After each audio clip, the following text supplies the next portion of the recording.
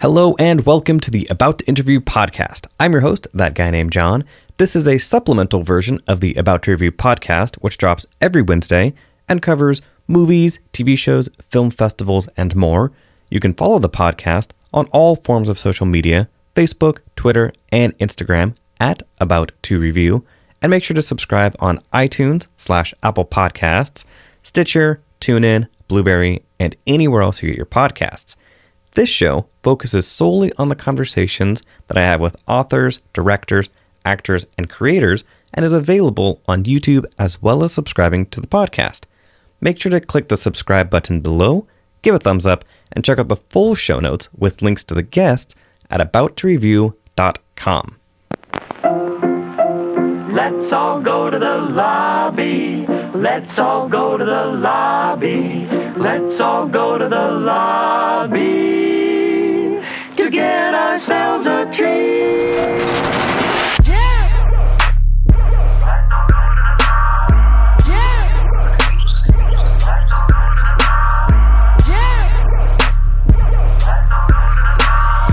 Yeah. Let's all go to the lobby. Yeah. Let's all go to the lobby. All right, recording. No turning back now. Everything we say is on record now. Absolutely. Yeah. Everything. All right, but I never care what I say anyways, so gotta love it. So, the man you are hearing is the one and only Ming Chen. What's up, everybody? So, you are not only on, of course, AMC's Comic Book Men. I am. You are not a fellow podcaster, because you are on a different level of podcasting. Oh, come on. We're all on the same level. We're all podcasters. We're all creators. We're all awesome. That is true. So you have a bunch of podcasts as well. I sell comics. Yes. You've now been, it seems like, on Facebook Live, producing way more content than ever before. Yeah, for sure. Yeah. Mike Zapsik, if you watch Comic Book Men, he's a fellow co-star. Right. We recently opened up a podcast studio. It's a recording studio aimed specifically at podcasters. So we kept running into people who are like, you guys podcast, can you, like, is it hard? Is it expensive? I've always wanted to start my own. I don't even know where to start. It looks really hard technically. I'm like, we were like, it's not that hard, but I could see, if you've never done it, for sure, it's intimidating. There's a lot of gear. There's a lot of technical things to worry about. And then, mixers, leveling, Zoom recorders, microphones, SoundCloud, iTunes. Right. I can see it's like, wow, okay, it's not that easy. And we're like, man, what if we just had a place where people could come down and all they have to do is bring themselves and their voice and, a co-host or an interview subject, and we help them record and upload, and we just take care of it. And that is awesome. Finally, we got our stuff together, and we opened up a podcast studio. It's called A Shared Universe Podcast Studio. Definitely plug that, yeah. And, we were like, wow, everyone's got their own universe. Why don't you come and share it at Shared Universe? And so that's what we started, and it's been going great. Awesome. A lot of first-time podcasters becoming very nervous. They're like, oh, this, I'm scared. Like, what do I do? Well, I mean, and they're across the table from you, and they were like, I've been hearing you for years, so nervous energy. Yeah, I'm like, relax. We're just going to have a conversation. You're going to talk about whatever you love, and it's going to go so quick, you won't even realize it. And by the time they leave, they're like, they're on like a high. It's like an adrenaline thing. They're like, oh, can I come back next week? I'm like, absolutely, you can. So I think this could work out huge, and I would love to see every geek or every lover of something have their own podcast. I mean, I always talk about it. It is the Wild West. It is, yes. I mean, the reason that I have this podcast, the reason that you and I are talking right now is because Kevin Smith. He was somebody who, for years, along with Leo Laporte, from the beginning of podcasting, from Twit G4 or G4, Twit TV. And so it was one of the things where, like, seeing him do that, and it was like, being a creator has never been easier. Yeah. And so when I was listening to I Sell Comics and then the show and everything like that, what would you say has been the biggest kind of advancement that you would say in this career so far with the show and with the podcast? I think I just love podcasting because anybody can do it. So Kevin, it's perfect because Kevin's always been the guy where he would say something and, some people from above were like, oh, you can't say that yet, or you shouldn't be saying that. Always the guy's like, you know what, I just said it and I'm going to say it, you can't stop me. And before podcasting, it was harder. He would, there was radio before this. Yeah. And radio was like, you can't say this, or you have to say this at this time, or you have to plug this. And, as like, can I talk about this? No, that's too controversial. Right. And I was like, well, that's crap. There's no freedom in that. So when podcasting came out, perfect for him. And I've been always growing up a quiet kid. I didn't say much. I didn't think anyone cared about my opinion. And then slowly I got into podcasting because when you're with Kevin, you can't avoid it. Pretty much. And I was like, I just felt this great, crazy like freedom. It's like I can say whatever I want and go as long as I want or as short as I want. I can talk to Mike or Walt or Brian about anything. Yeah. And you can be made fun of on TESD and then riff on them on your show. Yeah, and I just felt like, wow, this is fun. I love to vent. As a geek, what do geeks love to do? They love to complain about stuff. Pretty much. Or if it's great, they love to praise it and they can't stop talking about it. That's awesome. And the fact that any geek or anybody can do this is amazing. I guess advancement-wise, like the equipment's gotten a lot better. Yeah. I think we used to use, I'll tell you a real funny story. When Kevin and Scott started Smodcast, right? They went out to, I think, the Guitar Center. They bought a recorder and it came with a default, back then it was compact flash cards before SD cards got big. And that's what they used. The one that came in the package was like a gigabyte or 256 megabytes. So if you listen to the first maybe 50 to 100 episodes of Smodcast, you'll notice they're all under 58 minutes. And the reason of that, that's where the recorder stopped. And that was back when they had the underlying music. Yeah. And he even talked about that on future episodes. He was like, we got to the point where we were like, why are we playing music under us the entire time? It's taking us 10 times longer to release this. Like, why don't we just put it out without the music? You don't need it. Right. Yeah, but they didn't realize they could get bigger cards to go more time until I saw them and was like, hey, can I ask you something? Right. Why is your media always running out? Why don't you just go buy another card? They're like, you can do that? I'm like, wow. Yeah, so I went and I bought like a 2 gig card. Blew their minds. And the recording time went from 58 minutes to like 214 hours or something. And they're like, oh, so, but it actually worked for those first few episodes where they had to get to the point. Right. It kind of actually worked really well. I think that really made them a great podcast. It was digestible. So yeah. But yeah, the gear's been getting great. You use a Zoom H6, and so do I. And Zoom's tagline is "We're made for creators." And they absolutely true. They make a device where, like, if you don't have one, you're not a real podcaster. Then I make fun of people who use other brands. But yeah. But at the same time, like, it is easy, it is simple to tie into kind of your beginnings with podcasts to now. So Puck Nuts. Yes. Way back in the day. Dealing with the Devils in the NHL, yes. Devils in the NHL. So one of the questions I have to ask. Yes. Blending Puck Nuts and comic book men and everything. You pick a captain. For each team, you have a villains team and a heroes team. Oh, wow. Who are your captains? Oh, man. A heroes team? Man, I would probably keep with the head honcho of the Avengers in my heart, anyways. Captain America, okay, for sure. Yeah, he's solid choice. Yeah, I mean, he will do. He's morally upstanding. Will do no wrong. He'll always be there to do the right thing. I mean, you could put in Tony Stark, but he's a loose cannon, man. Yeah, that is not going to work. Yeah, he's a loose cannon. Now, villains, you want the loose cannon. You want the unpredictability. You got to go with the Joker, man. Yeah. Wow. The Joker. Okay. Also, if you wrong him, he'll cut you. So pretty much. Yeah. You need a leader like that.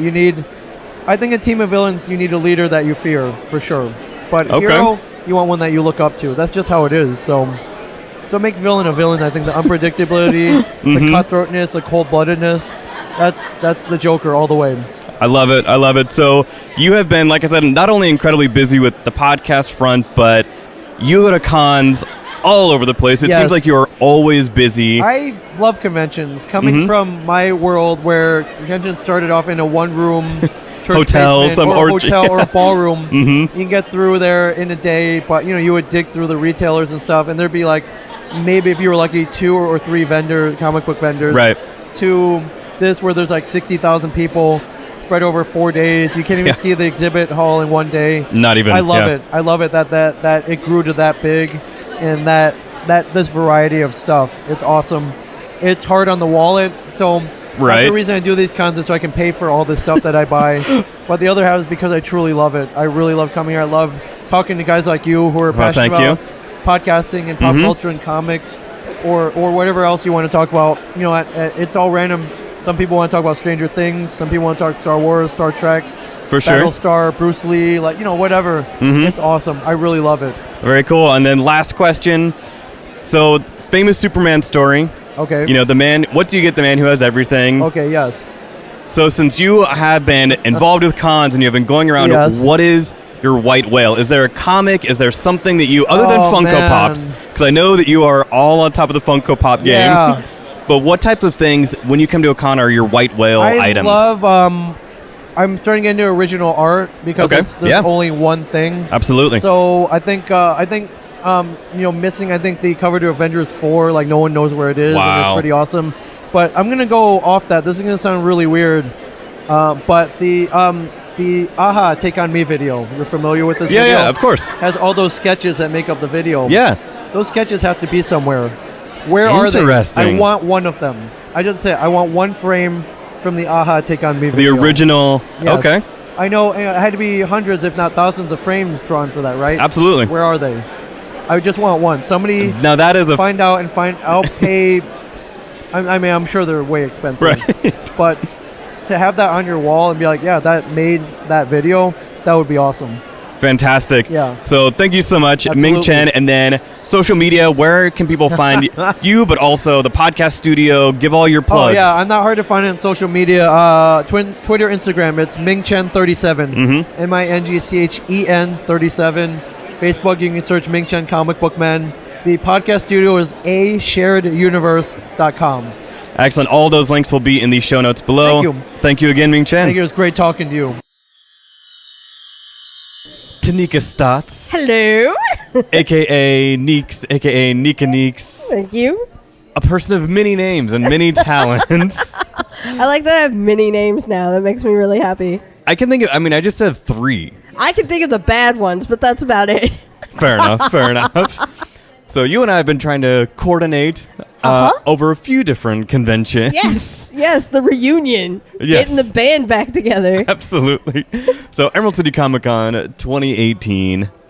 You are here with a couple new books. Yes. Last time it was Elements, Yes. and now it is... Which anthology series do you have, or book do you have now? So first we have the reprint, which is Beyond the the Queer Science Fiction and Fantasy Comic Anthology, and now we have Beyond 2, Electric Yes. Boogaloo. Beyond 2, Right. the Queer Post-Apocalyptic and Urban Fantasy Comic Anthology. It's hot off the presses, meaning it just freshly got out of its boxes from the boat that it was on. And now we have it available finally for not only Kickstarter contributors, but this is its debut con as far Really? as being available for just regular humans. Queer people and Right. everybody else in between. Fantastic. Thank you. So you have been a writer and editor and Yeah. contributor Yeah. to a lot of things Yeah. over the years. Yeah. But I want to go back in time Okay. to some of your Gotta go old back. school things, Oh. slam poetry, Oh, I'm crying. spoken word. Oh, no. Don't listen to any of it. But I want to know, coming from that medium, what were some of the tools that you learned in that medium that translated into the comic work that you have done over the past few years? Mostly I learned collaboration. A lot Okay. of collaboration existed in the slam poetry scene. Regardless of just having people critique and go through a circle of sitting through and formulating poems and reading it to people and getting feedback automatically. Collaboration in the sense of taking a finished piece, cutting it into a 4-piece poem where 4 other people would read that piece, and how you would feed off each other, how you would vibe and gel and kind of get the feedback and the impact that you were looking for. Not only that, but the dynamic vocal ranges of your voices, everything like that. Collaboration, much like the music industry, is very necessary part to being a full unit, making an anthology, so to speak. Right. It gave me a lot of the guidelines and just kind of the I'd say experiences that were necessary for any trials and tribulations that came my way, because I'm very quick about thinking about things on my feet.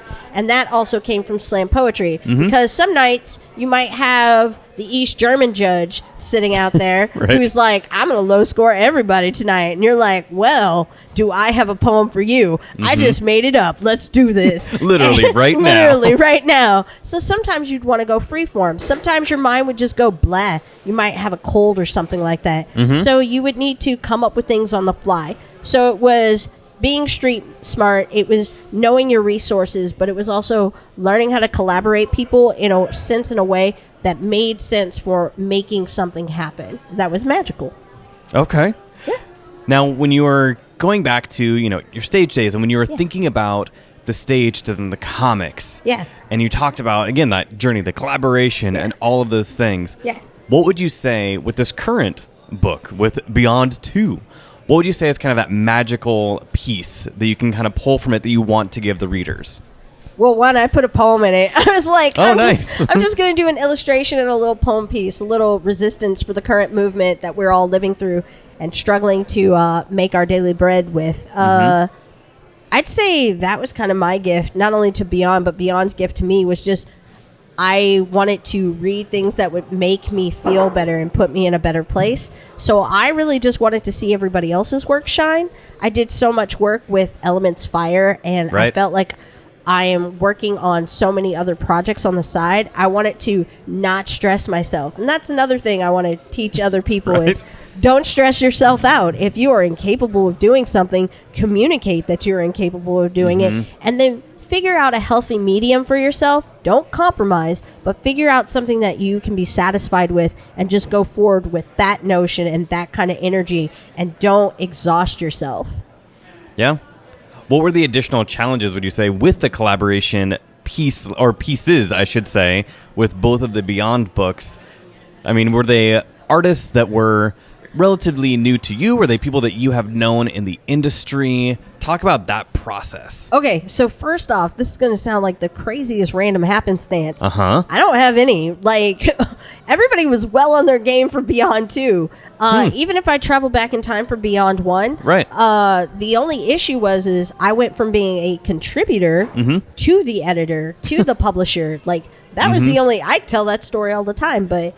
that was the only issue with Beyond 1 is that we had to make sure that the book existed and that it had its, pretty much, it made its form and that it did exist. Beyond 2 was just kind of a cakewalk. It was kind of a snooze. Really? No offense. Like, I'm not even trying to be like, this is easy. Right. I'm really not at all. I mean, you still have to go through editing and you have to go through proofing, but my team is like well oiled after Elements, and we were just coming off of that train. So everything just kind of went right through the station, and then it was done. Like, and now you can see its physical form, and you can see how thick of a baby it is versus the first one. The only thing we did was up our game. We didn't regress. We didn't find anything that kind of pulled us back. If anything, we just went harder and higher, and we broke a few ceilings on the way. I mean, speaking of ceilings being broken, so queer comics and queer representation is obviously your driving force, your passion. Yeah. And that is something that I have witnessed over the past few years. Okay. That so much of the con and so many more people are not just being receptive to it, but really putting their hearts and minds into pieces that best reflect that community. Yeah. What do you think has been one of those driving forces, other than Elements Fire, of course, and other things that you have been involved in? What are some other things that have helped the queer, I would not even say resurgence, but the queer representation at cons like this? Confidence. Really? I feel like a lot of people are gaining and finding their own confidence, be it by reading webcomics or reading physical comics or just talking about like their ships and their AUs and their pairings. They're no longer taking queer baiting as like the status quo. They don't want to see these things exist. They just want to exist. Right. So therefore, they're no longer waiting. They're now hungry, and they're just going to make it exist. It's like... you've been looking through a window so long at somebody preparing a meal for you, and eventually you just kick in the window and make the meal yourself, and then somebody calls the cops. But you can explain to the officer later it was 4 queer comics. This is a safe space. You can talk about your past, and we accept you. Listen, nobody knows what happened on Parkway Drive. Right. But no, really, confidence has been a lot of things for a lot of people. It comes in various shapes and sizes. Nobody knows who they are exactly at any given time. You're constantly growing, evolving, learning, still matriculating the things outside of yourself and figuring out who you are as a person by constructing yourself, deconstructing yourself, making mistakes, being wrong, and then accepting that you're wrong, and then apologizing and becoming someone who proves themselves right. It is okay to have failures, it's okay to have mistakes, but you got to understand that not everybody's going to be there to pick you back up. You have to do it on your own as well, and you have to be prepared that there are consequences for the actions that we have in our lives, but it doesn't mean that you are like a nobody and that you have no sense of a second chance. You need to go make your new chances and stop relying on the old ones. Yeah. One of my favorite quotes is, "Failure is success training." Yes, it is. Do you have a biggest failure that you think led to your biggest success? I have many of those. Great. I mean, I'm trying to think of like just one. I fail often, and I'm not afraid of failure because it just makes me stronger as a person. As far as like failing with beyond, I only failed in poetry really, and then I took like a super hiatus because I was very depressed.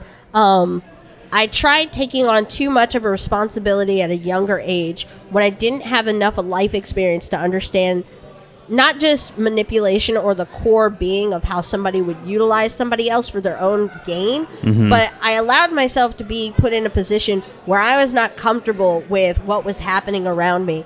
And I didn't have the verbiage to kind of assess the matter at the time, and I didn't have the reliance of others. So it was... my massive failure was trying to take on like a massive, like, I'd say finance and kind of like merchandise position within the national realm.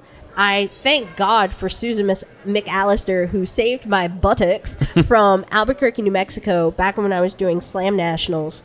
And I had totally like titsed up that whole thing. I didn't even get to mail things back on time. I was like living in Utah, super depressed, and Susan like totally pulled me out, and not only that, but made one hell of a convention happen, made sure nationals went on time, and regardless of what friends or enemies, made sure that everything was finished and completed.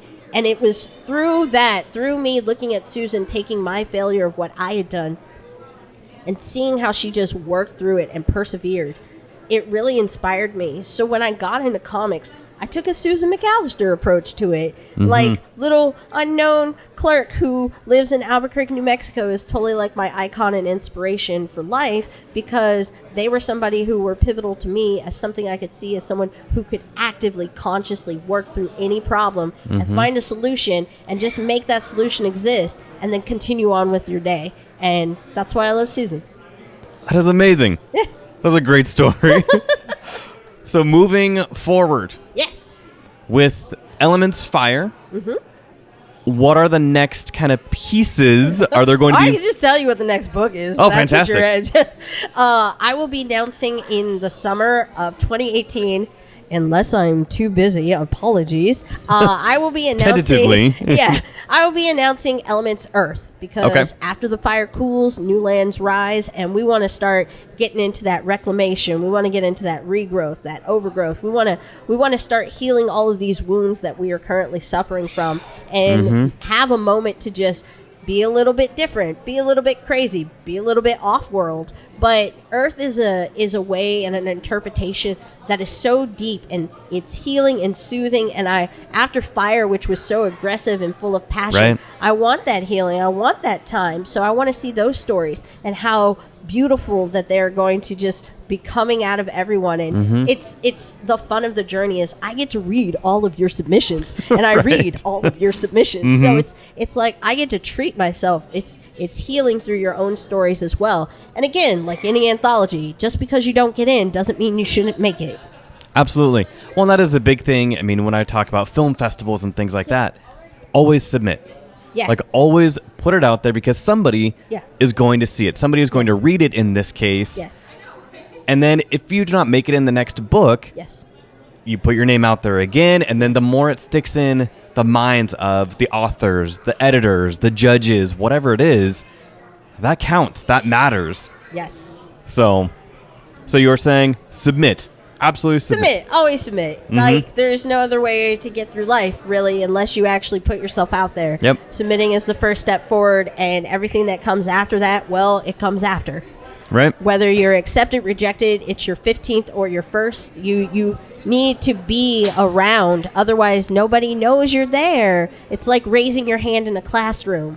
I see you. You're there. The end. Awesome. So, Tanika, where can people find you, your work, all of it?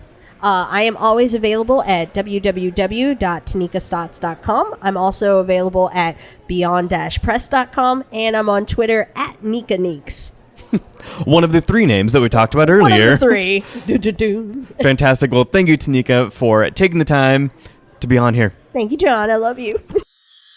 Sitting down with me now is Pornsak Pichetshoot. Yes! Nailed it. Welcome to the show. Thank you. Thank you. It's good to be here. So we just got done with the image panel. Yes. I say we. I did nothing. You were a hell of an audience, my friend. You're a Hey, hell of there an we audience. go. And when I heard the concept of your book, it immediately grabbed my attention. Give us the pitch that you said when you introduced the book on the panel. All right, so the real quick pitch, it's about an American Muslim woman and her multiracial neighbors who live in a building that's haunted by these creatures that seem to feed off xenophobia. And that's it in a nutshell. Okay, yeah, again, sounds incredible. So the ghosts that feed off of the xenophobia, have they always been there? Is this something like, what time period does this take place in? Well, this takes place, this is very, very, very much now. Okay, gotcha. It's very up to the minute now.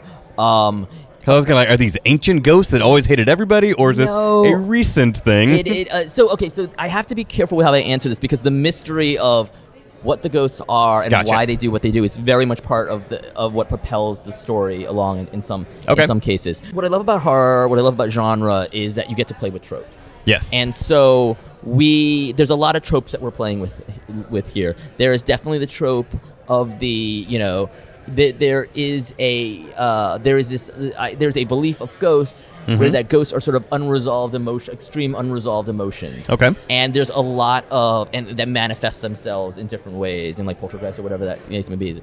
That is part of the haunted house sort of mythology. There's another part of the haunted house mythology of people who are slighted feel, or there are revenge ghosts, and that and that is part of it. And there's also part of that mythology is the whole trope of the house is built on an ancient Indian burial ground, Right. and that's part of the trope. So I like to think we take a lot of that stuff, toss it in there, and do our own twist on it. But that's some of the thinking behind it without actually spelling out exactly what's going on. Of course. Now, this is an image book. Yes. And again, the panel that I was just listening to that you were on, it just is all about the creativity of image and the freedom that you are given at Image. Is this an idea that you've had for a while that you knew that you wanted to make a home for at Image? Yeah, I mean, so the way it worked for me was I knew I've had this idea for a while. So I used to be an editor over at Vertigo. Okay. And I had this idea. When I was an editor, I very much did not want to write comics when I edited comics. And even though there's a really long history, John Layman is one of them, of great comic book writers who start off as great comic editors. Right. I did not want to do that primarily because, the reference point, the latest reference point I had was like 90s Marvel, where all those guys were giving each other assignments and it led to the bankruptcy of the company. Right. And so so when I was there, I never thought about writing comics when I was editing comics, but I had this idea and it kind of slowly evolved while I was there. And so, what happened was, as the world became what the world is now, the themes of the story became more and more relevant as we went, and I couldn't have it sit in a drawer anymore. Like I really felt like I needed to make it.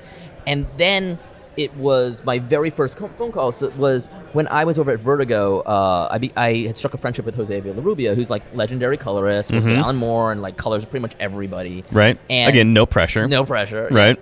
And I called him because my favorite game with him would be like, "Oh, I just got a book greenlit. Here's what it's about. Here's who I'm thinking for artists." And then Jose would be like, "No, you shouldn't do that. You should think about these people, and that Right. was like the game. Is he would just I would bounce artists with. And so part of coming back to comics was a good excuse to get in touch with old friends. Nice. And so now that I had in my head I'm going to do a comics, like, I'm going to play the game with Jose. I'm going to give Jose a call and say like who he thinks should do this. And Jose, heard the pitch. He knew me, and he was kind of like, as you know, I'm a closeted editor. I would really love to edit this book if you'd be cool with that. Interesting. And I was like, oh, that sounds amazing. He's done so much. But it's his first book as editor. I've edited a bunch of books. It's my first book as writer. Like, we both kind of have skin in the game that way.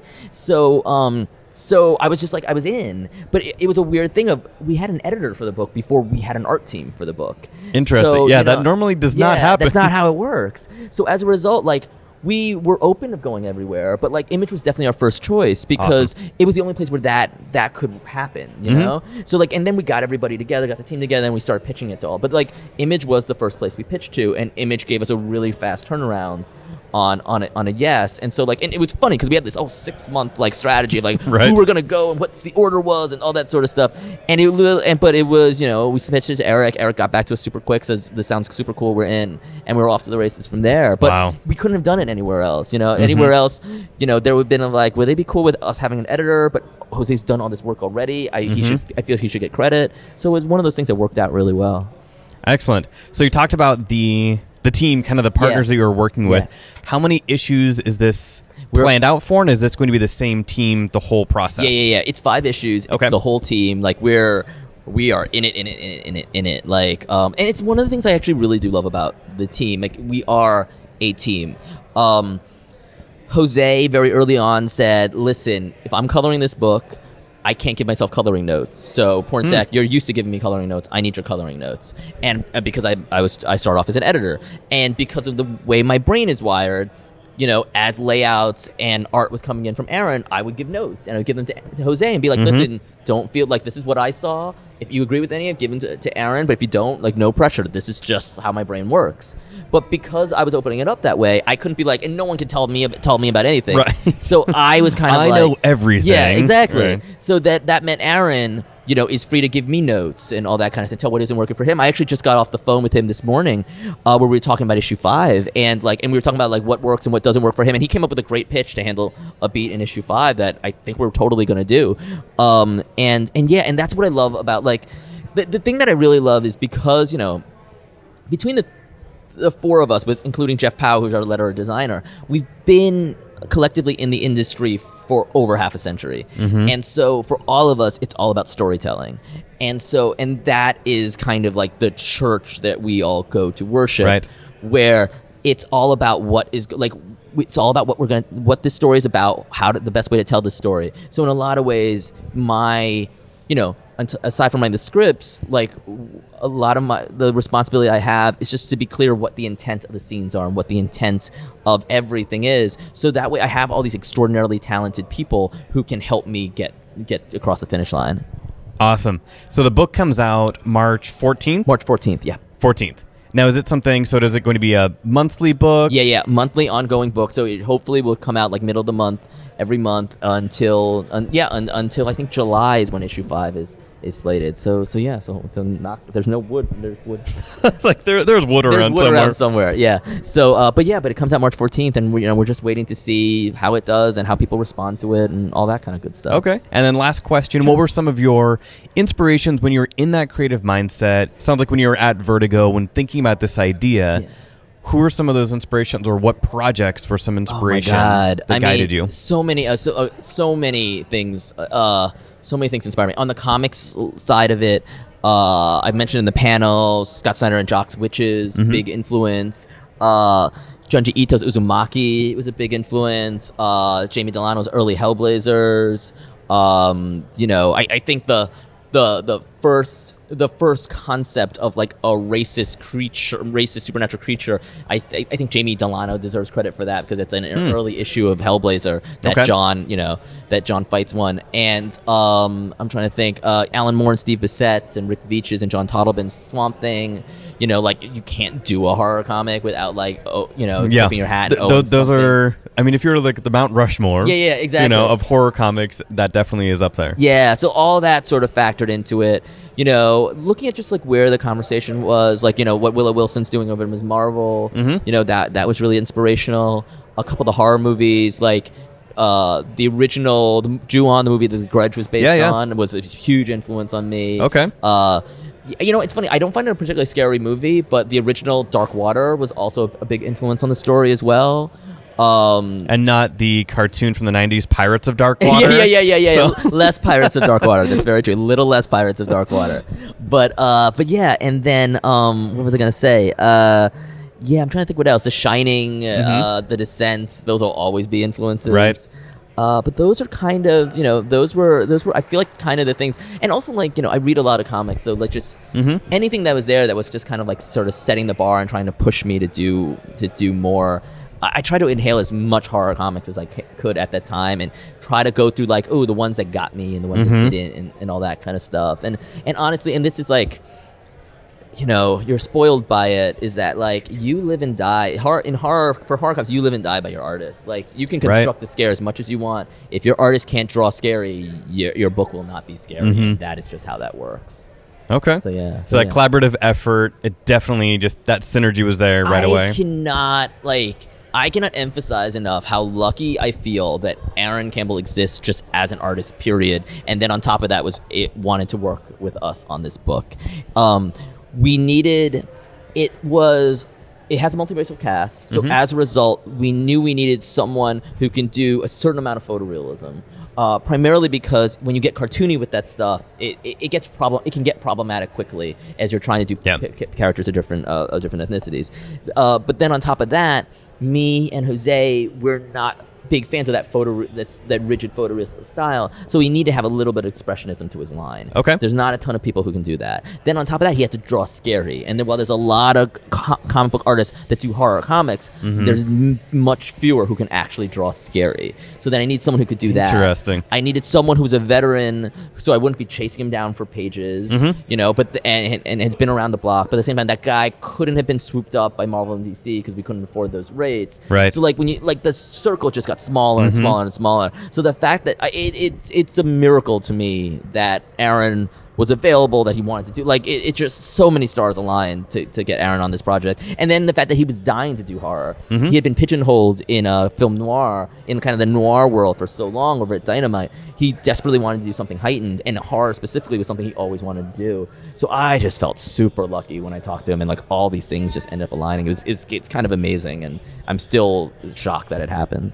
And then he's a fantastic guy on top of that, so that always helps. That helps. Yeah, for sure. yeah, totally. No, it's been great. I'm really, really happy. My only regret is I do feel like after this book, he will get swooped up by someone, and I will never see him again. He will get swooped up by someone who pay him lots of money, and I will never see him again. Hold out hope. Yeah, thank you. I'm sure something will work out down the road. Yeah. So for the time being, Infidel is the name of the book. Yes. March 14th is issue number 1. Yep. It will be a monthly series. Yes.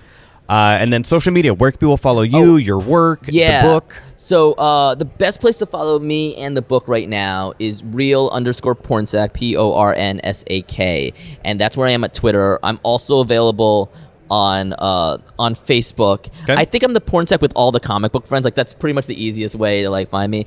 But Aaron Campbell's available on Facebook as well. Jose Villarrubia is available on Facebook. We do have a fan page that I've been very bad at maintaining, so I hesitate to even mention it because it's so badly maintained. But those are the primary places that we are online. Excellent. So thank you so much. Of course, man. Pornsak.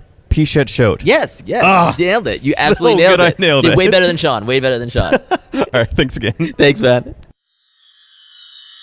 Johnny Christmas is the creator of the upcoming, as of today actually, when this episode drops on Wednesday, of the new book, Firebug.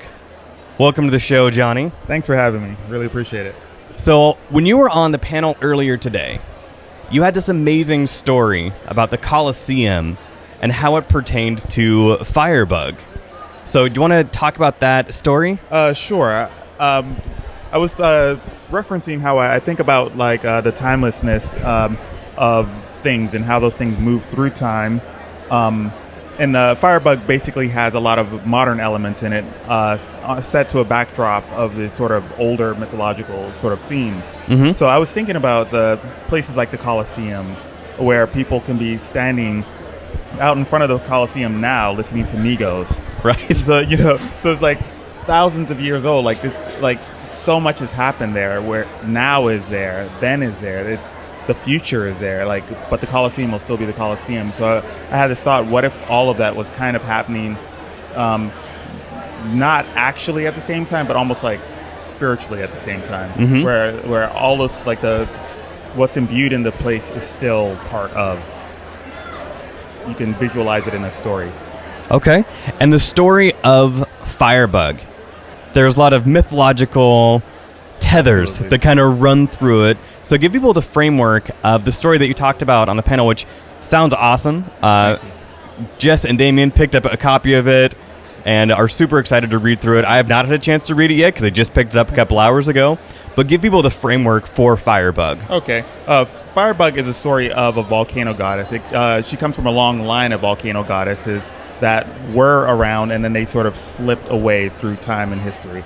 Now this new volcano goddess has come on the scene, and there was these prophecies, but they're unclear whether she's here to save the world or destroy the world. Mm-hmm. And she's heading back to the sacred volcano, which is the source of it all.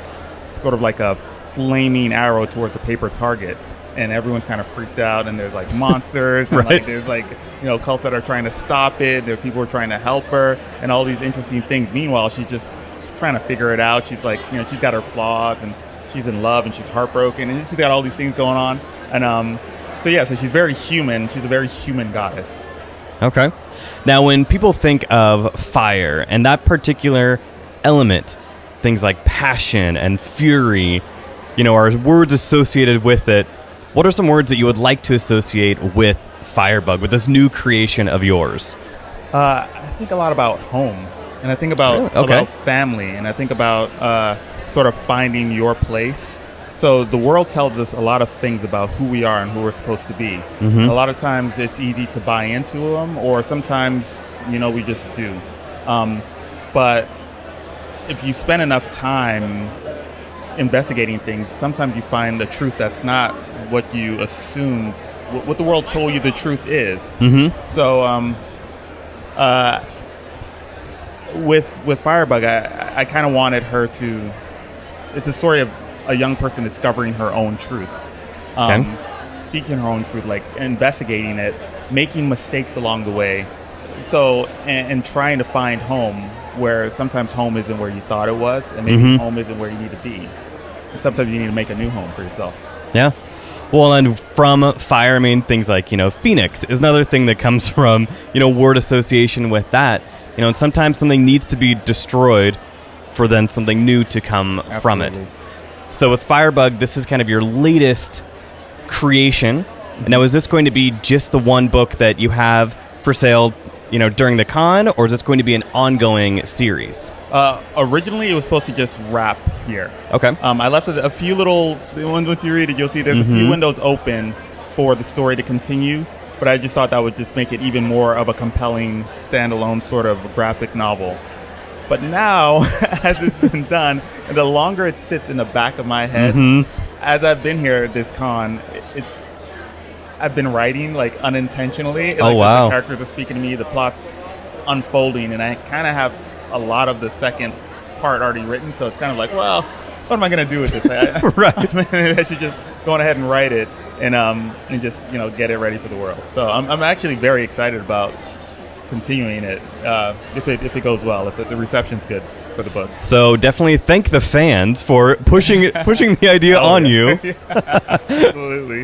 Have other Planting the projects seed. of yours had that same reaction where once you put it out, do you then start to constantly be thinking about it, or is it just kind of once you do it, you feel like it is wrapped up and that chapter is kind of closed? For the most part, they're usually closed.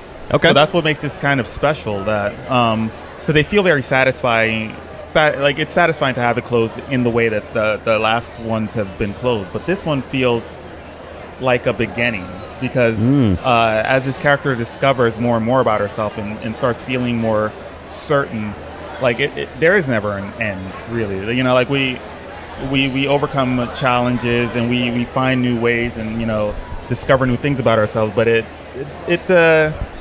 just sort of leads you to another valley or another mountain or another, and then you have to overcome that challenge or investigate that new thing that you didn't really know about yourself, and now you have to see where that leads, and that leads you on another adventure always. Fantastic. It looks amazing. You have a bunch of other books at your table. Do you want to plug those as well? Sure thing. I'm doing a series called Angel Catbird with the great Margaret Atwood. She wrote that series and I illustrated it through Dark Horse Comics, and we had a blast on that. It's like a fun sort of golden age science quirky humor book. And then I have on the opposite side of the spectrum a book called Shelter that me and my buddy Ed Brisson created a couple years back about doomsday preppers, where something happens to the adults where it's just the kids left on this, like, you know, they're waiting for the end of the world, but half the kids don't think it's coming, some do. So it's basically Lord of the Flies at the end of the world.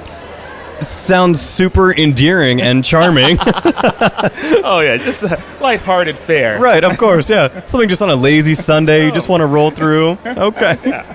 Fantastic. Well, thank you for taking the time, Johnny. Thanks so much for having me. I really and appreciate it. where can people find you on social media? Where can people pick up the book? Sure, I'm at J_Xmas, XMAS on Twitter. I'm on Instagram as Johnny Xmas. I'm on Facebook. I'm all over the place. You can pick up the book at any comic shop. You get it on Amazon and big booksellers. It's like the whole thing. So like we got distribution, so you should be able to find it anywhere. Or Fantastic. Have it ordered in. Yeah. The book is Firebug, but also there are more. So definitely follow Johnny on the links that will be in the show notes. Thanks again. Great. Thanks so much for having me. Appreciate it. Let's all go to the lobby. Let's all go to the lobby. Let's all go to the lobby to get ourselves